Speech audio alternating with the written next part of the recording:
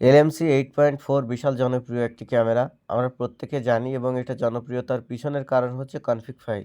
এই কনফিগ ফাইলগুলোর কারণে ছবি তোলার পরে অটোমেটিক্যালি এডিট করা যায় ইচ্ছামতো। আজকের এই ভিডিওতে আনলিমিটেড কনফিগ ফাইল নিয়ে আপনাদের সাথে হাজির হয়েছি।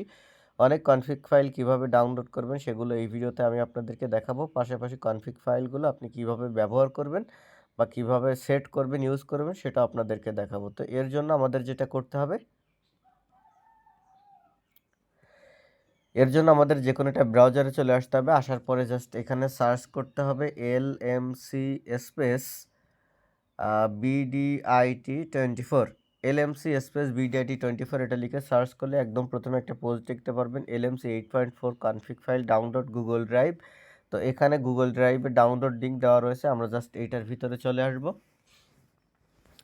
আসার পরে এরকম একটা পোস্ট এখানে দেখতে পারবো। এবার অল্প একটু নিচের দিকে আসলে এখানে কনফিগ ফাইল সম্পর্কে অনেক কিছু বলা রয়েছে। একটু নিচের দিকে আসলে এখানে আমরা এলএমসি 8.4 এর কনফিগ ফাইলগুলো, অনেকগুলো কনফিগ ফাইল নিচে আরও আছে। পাশে ডাউনলোড অপশান রয়েছে, এখানে ক্লিক করলে ডাউনলোড হয়ে যাবে। তো ডাউনলোড রয়েছে, পাশাপাশি এখানে রয়েছে এলএমসি 8.4 কনফিগ ফাইলটা আমরা কীভাবে ব্যবহার করব।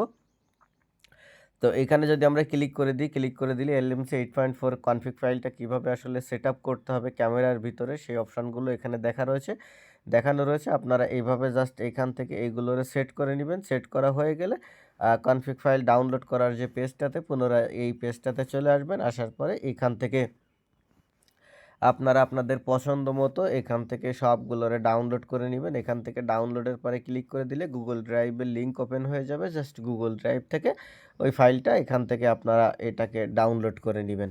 সো ডাউনলোড করার পরে কিভাবে ওখানে ব্যবহার করবেন সেটা তো দেখানো রয়েছে। সো এইভাবে আপনারা গুগলের এলএমসি 8.4 এর কনফিগ ফাইলগুলো এখান থেকে ডাউনলোড করে নিতে পারবেন। অনেকগুলো কনফিগ ফাইল রয়েছে। ধন্যবাদ।